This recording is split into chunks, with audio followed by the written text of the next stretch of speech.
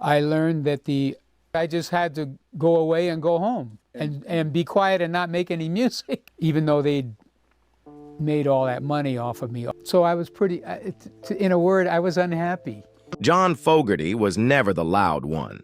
He didn't trash hotel rooms. He didn't roll around with models. He didn't scream into the mic like other famous rockers. He simply sang, with a voice like thunder rolling across a desert, and left behind songs the world couldn't ignore. He wrote Fortunate Son in one night, not to be famous, but because he was furious. He sang Bad Moon Rising not to make a hit, but because he felt something was about to explode at the heart of America. And then, he watched those songs climb the charts, not with pride, but with doubt. Do they even understand what I'm saying? Fogerty was the kind of man who stood on the edge of every party, the one who didn't need to step into the center because his guitar already filled the room.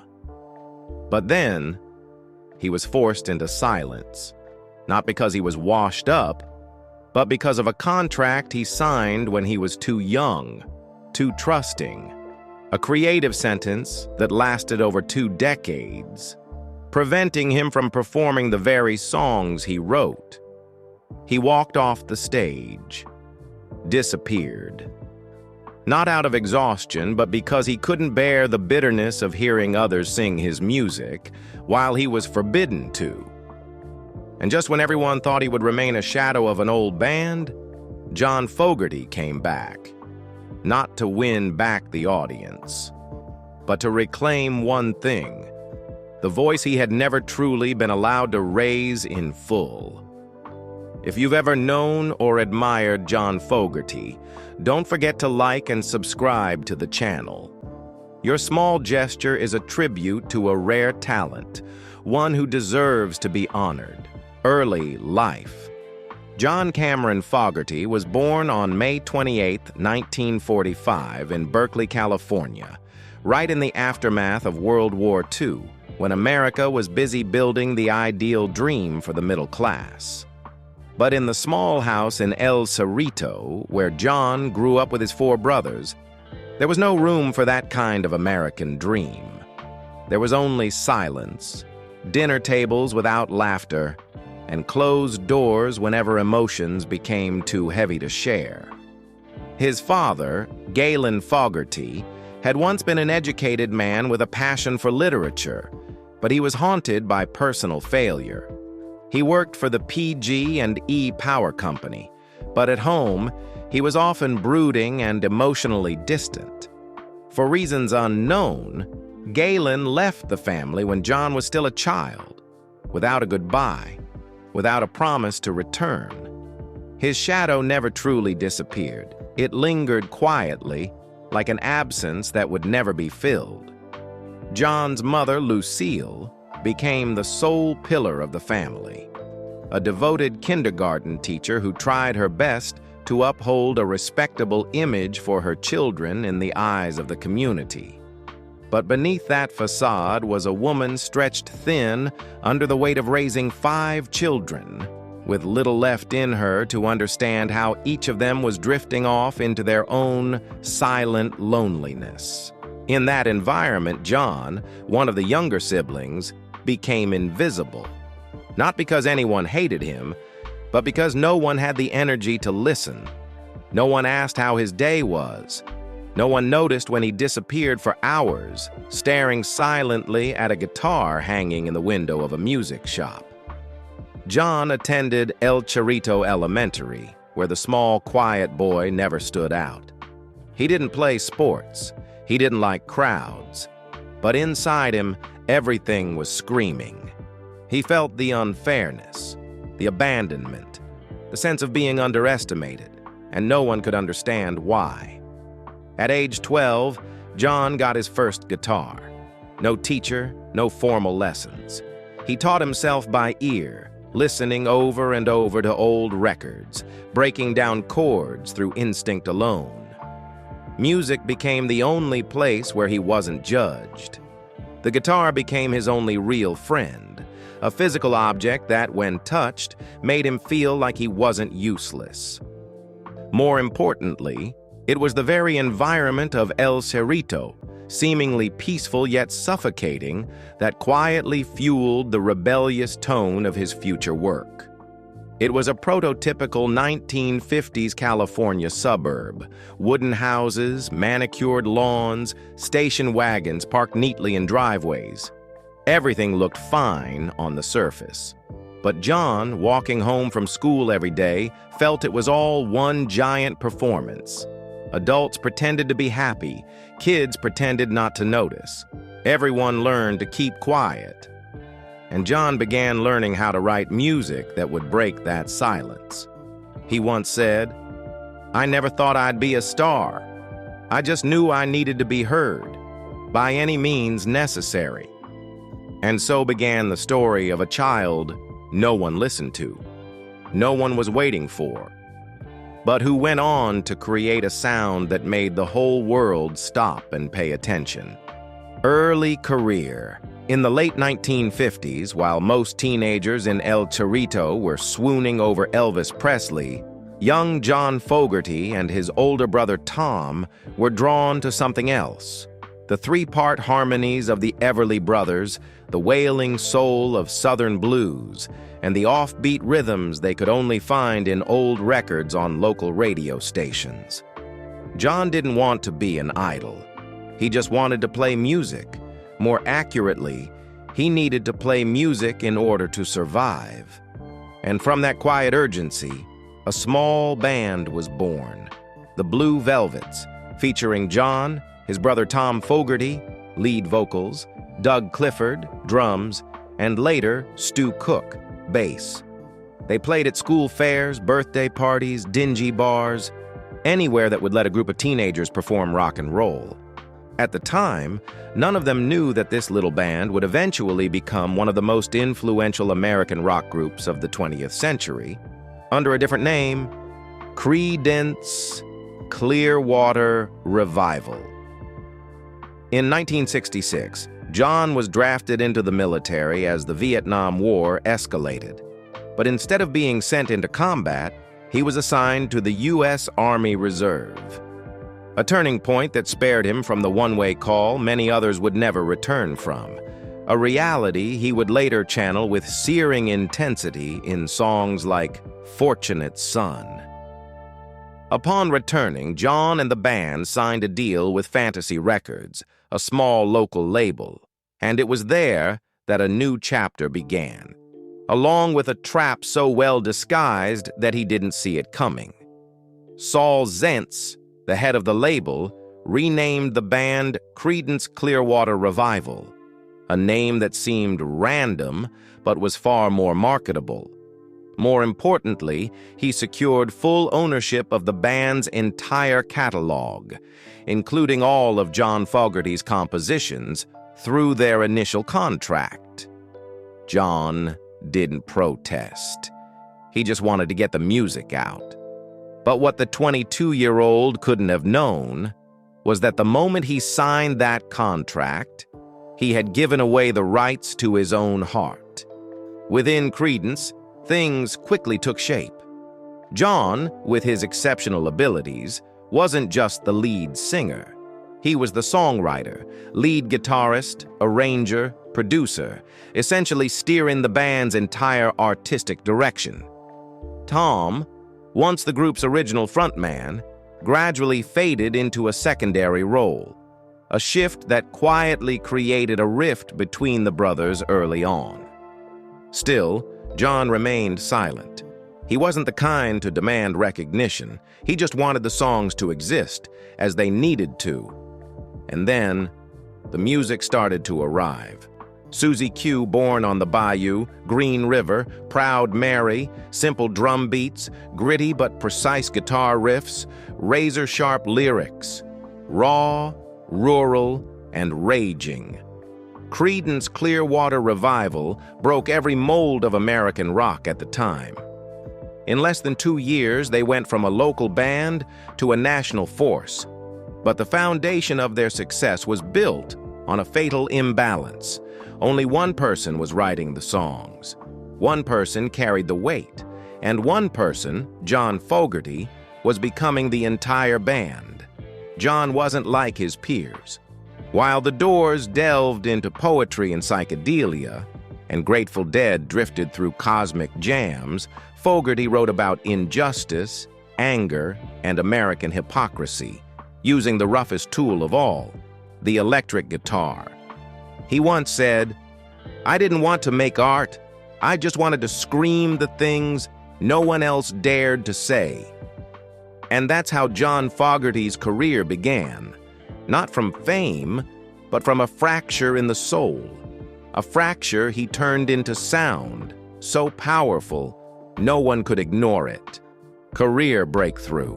It didn't take a decade to build a legend. John Fogerty did it in just 4 years. From 1968 to 1972, Creedence Clearwater Revival didn't just become the leading rock band in America. They became the voice of an entire generation losing faith in its own country.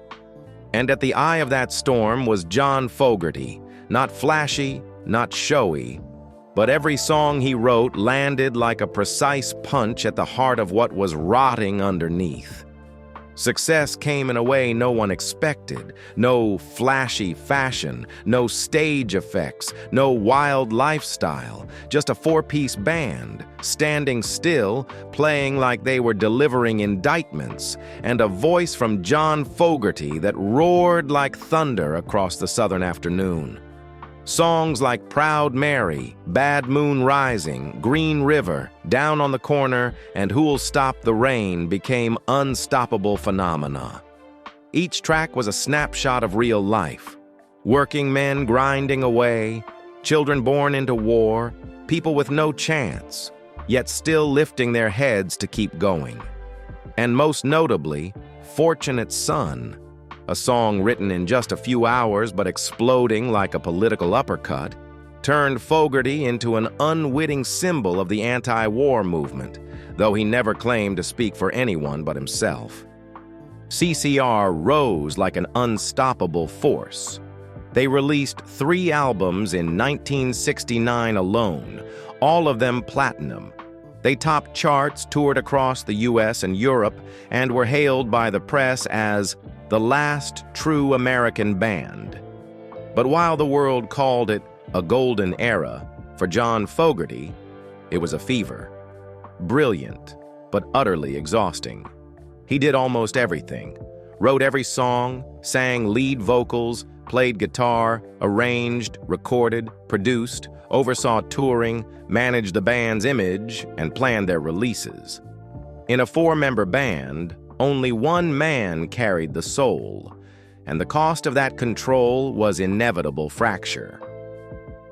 Tom Fogerty, the older brother who once guided John through their early musical days, began to feel overshadowed, pushed aside in a machine run solely by his younger sibling. The silent tension spread to the others. John didn't say much. He just worked. And the more he worked, the more isolated he became. CCR didn't break up because of scandal, not because of violence, but because of exhaustion. In 1970, Tom left the band. Their album Pendulum, released shortly after, was the last attempt to keep together a group already broken from within. Then came Mardi Gras in 1972, an album so weak that even John refused to defend it. After its release, the band went quiet. No press conference, no farewell tour, just 4 men walking away, none looking back. CCR, once seen as America's answer to the Beatles, vanished as if they had never existed. But the music didn't disappear.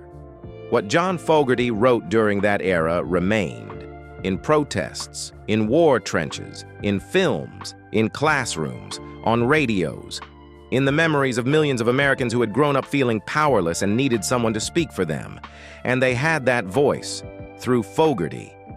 The tragedy was, he, the man who created those anthems, would be the only one not allowed to sing them for the next 2 decades. But that heartbreak belongs to the next chapter. Solo career. When Creedence Clearwater Revival disbanded in 1972, John Fogerty didn't launch a solo career like a free man basking in newfound liberty. On the contrary, he entered the darkest chapter of his life, where every note of music became evidence used against him. Due to the contract he had signed with Fantasy Records, Fogerty had unknowingly surrendered all rights to the songs he had written during the CCR years. And in a ruthless industry, that meant one thing. He was not allowed to perform the songs he wrote unless he paid for them or risked being sued for copyright infringement. No one had to beat him down. They only had to force him into silence. In the early 1970s, Fogerty still tried to get back on his feet. He released The Blue Ridge Rangers, 1973, anonymously, playing all instruments by himself. It wasn't a display of ego. It was the act of a wounded man trying to stitch himself back together, with old country tunes and a vague faith that something pure might still exist in his life. Then came John Fogerty, 1975, his first solo album under his own name. But it didn't make waves, because what he needed wasn't a market. It was healing, something still far out of reach. From 1976 to 1985, Fogerty virtually vanished from the public eye. No tours, no recordings, no appearances at any festivals, nearly a decade of absence that he himself described as running away from myself. Every time he heard a guitar, his stomach would twist. Whenever someone sang Proud Mary, he had to leave the room. And all the while, the world kept calling his name, while he had to pretend he didn't hear it. But then, in 1985, he came back, quietly, without fanfare, with an album titled Centerfield. It was a stunning comeback. The Old Man Down the Road climbed into the Billboard Top 10. The album sold like nothing had ever gone wrong. But the most shocking event wasn't the music. It was the lawsuit that followed. Saul Zaentz, head of Fantasy Records, sued Fogerty, claiming The Old Man Down the Road plagiarized Run Through the Jungle, a CCR song, a song that Fogerty himself had written. No one could believe it was real, but it was. And in one of the most surreal trials in American music history, John Fogerty brought his guitar into the courtroom, performed the riffs live, and proved, note by note, that he had not plagiarized anything. He didn't just win the case, he won the only way he knew how, by playing music. From that point on, Fogerty began to rebuild his career, not with speed, but with unwavering loyalty to himself. Blue Moon Swamp, 1997, earned him a Grammy for Best Rock Album. Revival, 2007, was a manifesto reclaiming the artist's voice. Wrote a Song for Everyone, 2013, invited a new generation, from Foo Fighters to Jennifer Hudson, to rekindle CCR's classics in fresh ways while preserving their original fire. And then, in 2023, more than 50 years after having his rights stripped away, John Fogerty regained full ownership of his CCR catalog. No revenge, no retribution, just a smile and a return to the studio with his 2 sons, Shane and Tyler, to re-record Have You Ever Seen the Rain, Bad Moon Rising, Lodi, Green River. As if finally, he was allowed to tell his own story, through no one else's voice but his own. John Fogerty's solo career was never a list of achievements. It was a long act of resistance, quiet, persistent, and unyielding. A journey where music ceased to be a weapon of rebellion and instead became the only flag he had left. to raise in the face of losses the world never saw. Turmoil, controversy, shadows. John Fogerty didn't fall to addiction, nor did he self-destruct like many of his peers. The greatest turmoil in his life didn't come from the outside. It came from the very things he once believed in: contracts, fame, and an industry that has never truly stood with the artist. At just 22 years old, Fogerty signed a fateful deal with Fantasy Records, the label that agreed to release Creedence Clearwater Revival's music. Back then, he was just a young man in need of a break. He didn't realize that he was signing away the rights to every song he had written, 100% his creations, to the label. This wasn't a revenue share. It was an irrevocable surrender. From that moment on, Fogerty no longer owned the music that came from his own soul. When CCR disbanded in 1972, Fogerty entered his solo era. That's when he discovered the bitter truth. If he wanted to perform his old songs, Proud Mary, Fortunate Son, Lodi, he would have to pay for them or ask permission from the very suits who once sat across the table signing contracts. Fogerty refused. For nearly 20 years, he didn't perform CCR songs. Not because he didn't want to, but because he couldn't bear the thought of paying to sing the soul he had poured into music. But the cruelty didn't stop there. In 1985, after nearly a decade in silence, Fogerty returned with the album Centerfield, his first record created without CCR, without his old songs. One of its standout tracks, The Old Man Down the Road, climbed into the Billboard Top 10. And then came the unthinkable. Fantasy, now owned by Saul Zaentz, sued him, claiming the song plagiarized Run Through the Jungle, a CCR track. A track written by John Fogerty himself. He was being sued for plagiarizing himself. It sounded like a joke, but it was painfully real. And in one of the most absurd court moments in American music history, Fogerty brought his guitar to the witness stand, stood in the courtroom, and played both songs, note by note, to prove they were entirely different. He won the case, but it wasn't a joyful victory. It was proof of a brutal truth. In this world, an artist is not automatically the owner of his own work. After the lawsuit, Fogerty wrote a song titled Zans Can't Dance, a direct shot at Saul Zaentz, whom he described as a man who buys souls and sells them like beef. The song told the story of a little pig who could dance, but stole anything he could find. Fantasy threatened another lawsuit. Fogerty changed the title to Vans Can't Dance. The lyrics stayed the same. So did the fury. But perhaps the hardest blow didn't come from courtrooms. It came from family. The relationship between John and his brother Tom Fogerty was severely damaged after Tom sided with Fantasy during a dispute. The brothers stopped speaking. John refused to collaborate.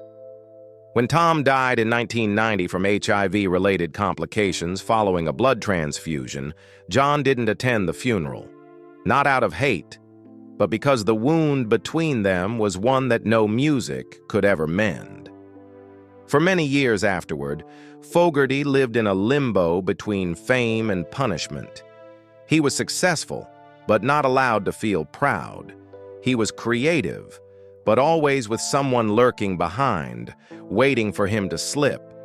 He was a legend, but a legend forbidden from touching his own legacy. And that, perhaps, is the true price of freedom, a cost too high, but one John Fogerty paid in full, every cent without fail. Personal life. John Fogerty was never one to chase the spotlight. Even standing before tens of thousands of fans, he was often the loneliest man in the room. And perhaps that's why his personal life wasn't loud or scandalous, but instead layered with quiet depth. shaped by early fractures and a long journey toward holding on to what he could no longer afford to lose. Fogerty's first marriage to Martha Pays began in 1965, when he was still a young man, unknown, unaware of what lay ahead. They had 3 children together, but the blinding lights of CCR, the relentless touring, the unspoken pressures, and the emotional wounds he carried from childhood soon took their toll. The marriage unraveled in the 1970s, leaving him, for the second time in his life, feeling as though he had failed to hold a family together. For a long time afterward, Fogerty shut everything down. He withdrew not only from the stage, but from himself. In those years of depression and silence, he lived like a shadow, not loving, not trusting, refusing to attach to anything that could once again be taken from him. Love, to him then, was just an unhealed scar. That changed in 1986 when he met Julie Lebiedzinski, the woman who would become his second wife and the quietest yet strongest presence in his life. She wasn't a celebrity. She didn't chase fame. But Julie saw something in John that even he had forgotten. A man still worthy of love, of belief. They married in 1991, a new beginning, not grand, but more solid than anything he'd built before. They had 3 children together, including 2 sons, Shane and Tyler, who grew up not under the shadow of CCR, but under the gentle strumming of the acoustic guitar their father often played in the living room. Fogerty never pushed his children toward music. But when they naturally gravitated toward guitars, toward blues, country, and classic rock, he knew he was no longer alone. While the world still called him a legend, at home, he was simply a dad. He jammed with his kids, shared playlists, tuned guitars, discussed the Beatles, the Stones, Dylan, like friends hanging out. To Fogerty, it was the gift he had once dreamed of having with his own father, but never received. And he was determined not to let history repeat itself. During the COVID-19 pandemic, as stages fell silent and the world spiraled into fear, Fogerty recorded Fogerty's Factory with his children, a true family album. They weren't chasing chart positions. They were simply making music as a way to hold on to one another through chaos. It was the first time audiences saw John Fogerty not raging, not rebelling, but gentle and free in a very different sense. The man who was abandoned by his father, who lost his brother without reconciliation, who once had his voice taken from him, had finally learned the most important lesson of all. When the world can no longer be trusted, family is the one place still worth staying for. Legacy and influence.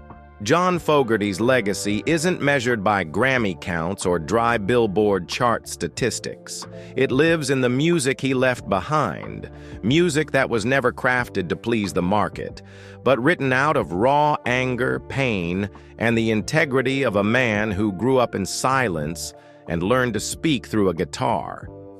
In an era dominated by psychedelic rock, hard rock, and glam rock in the 1960s and 70s, Creedence Clearwater Revival went against the grain. No fashion, no image, no stage theatrics. Just 4 men, dressed like factory workers, singing as if they were in the middle of a strike. And from that simplicity came songs that cut across all social lines, from American soldiers in Vietnam to anti-war mothers protesting in the streets, from working-class white men to black student activists. Fortunate Son, Who Will Stop the Rain, Run Through the Jungle. These songs became the voices of those abandoned by the system, silenced by force, with no one left to speak for them. Fogerty never tried to become a symbol, and that's exactly why he became an irreplaceable one. He is one of the rare songwriters whose music still means something decades later. When Fortunate Son plays in films like Forrest Gump or Apocalypse Now, or echoes through protest squares against government injustice, people aren't just hearing a song. They're remembering a historical moment, a collective emotion that was once suppressed, now laid bare in 2.5 minutes of rage. He was inducted into the Rock and Roll Hall of Fame with CCR in 1993, honored by the Songwriters Hall of Fame, and received a Grammy Lifetime Achievement Award. But those are just milestones on paper. His real influence lies in the fact that artists like Bruce Springsteen, Dave Grohl, Tom Petty, all saw in Fogerty someone who redefined what creative freedom truly means. Not through loud declarations, but through quiet resilience. Fogerty proved that an artist can lose everything: fame, ownership, band, family.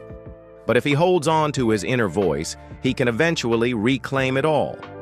And in a music world increasingly defined by views and trends, Fogerty's songs still endure, without marketing, without reinvention, driven by the one thing that never betrayed him: truth. He never sang to be loved, but what he left behind is unforgettable. Because these aren't just songs. They are testimonies of what happened, of who was forgotten. And thanks to John Fogerty, their voices were never truly silenced. Present day. At 80 years old, John Fogerty no longer has anything to prove. He's not an artist chasing streams or rankings. He's a man who has survived it all: loss, silence, betrayal, and the very truths the music industry once hid beneath the shine of glory. And yet somehow, he still sings. And in recent years, his voice has never sounded more powerful or more free. The year 2023 marked an unimaginable milestone. John Fogerty finally regained full ownership of the Creedence Clearwater Revival catalog after more than half a century living under the shadow of an unjust contract. No more restrictions, no more avoiding his own legacy. He entered his 80s like a man released from prison, not with rage, but with peace. And instead of resting, Fogerty chose to celebrate freedom in the only way he knew: through music. In mid-2024, he launched the Celebration Tour across the United States, performing alongside longtime friend George Thorogood in a series of shows that weren't flashy, but were filled with song and history. Every track, Green River, Who'll Stop the Rain, Proud Mary, wasn't just a performance, it was a triumph. For the first time, he sang them without needing anyone's permission. For the first time, they were truly his. In 2025, he kicked off festival season at Fire Aid in Los Angeles, appeared at SXSW, and reunited with fans at the New Orleans Jazz Festival. But the most anticipated moment came on May 28th, his 80th birthday, at the Beacon Theater in New York. The concert wasn't a grand anniversary spectacle, but it was deeply moving. He performed with his sons, Shane and Tyler, with a surprise appearance by his youngest daughter, Kelsey. His wife, Julie, sat quietly in the front row. No one in the audience forgot that she had been there for the entire legal battle, standing beside him from the days when Fantasy Records took everything, to the moment he won it all back. Fogerty didn't stop. On July 6th, he performed at the Hollywood Bowl, a venue that once rejected him in his youth. That summer, he traveled to Spain for the Azkena Rock Festival, his first return to Europe in over a decade.